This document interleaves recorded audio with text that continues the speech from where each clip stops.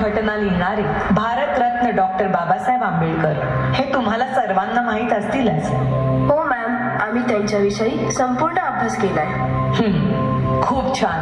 पण संपूर्ण आयुष्यभर त्यांच्या मागे खंबीरपणे उभ्या राहणाऱ्या त्यागमूर्ती म्हणजेच त्यांच्या पत्नी माता रमाबाई भीमराव आंबेडकर आज मी तुम्हाला त्यांच्याबद्दल सांगणार आहे.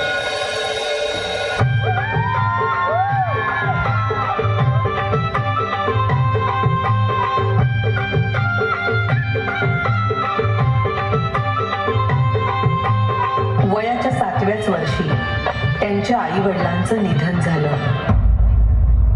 आणि घराची सर्व जबाबदारी त्यांच्या अंगावर पडली.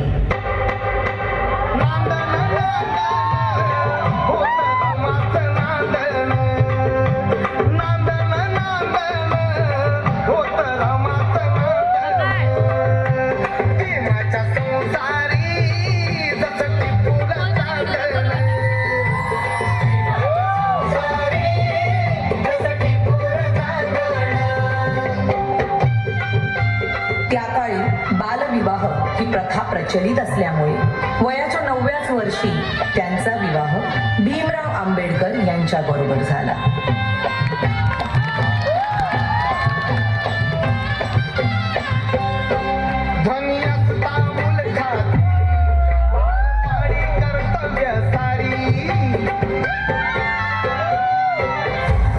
अगं, हे काय केलंस? एखाद्या वेळेस तू माझी काळजी घेतली नाहीस तरी चालेल, पण या पुस्तकांची काळजी तुला घेतलीच पाहिजे.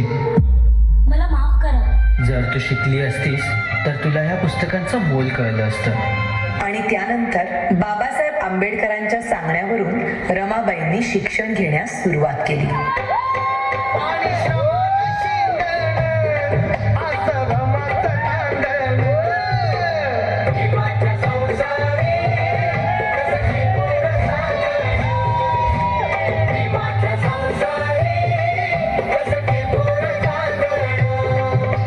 पुढच्या शिक्षणासाठी बाबासाहेब आंबेडकरांना परदेशी जावं लागलं, म्हणून रमाबाईंनी संपूर्ण घराची जबाबदारी स्वतःवर घेतली.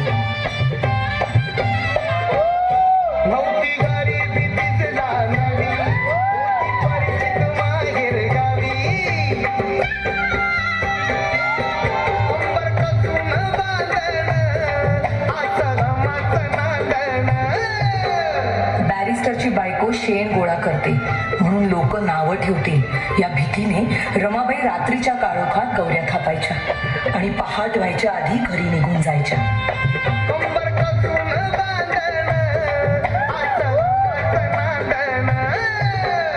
पण मॅडम, रमाबाईंची रमाई केव्हा झाली?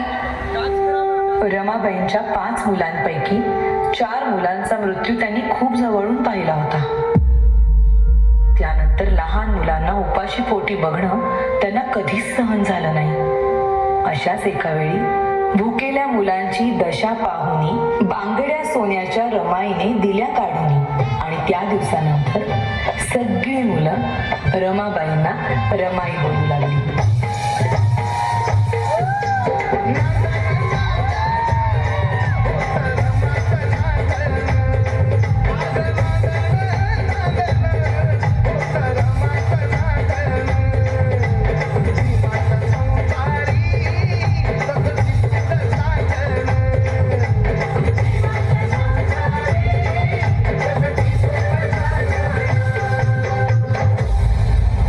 प्रेम, माया, त्याग अशा अनेक गुणांचा संगम म्हणजेच माता रमाबाई भीमराव आंबेडकर.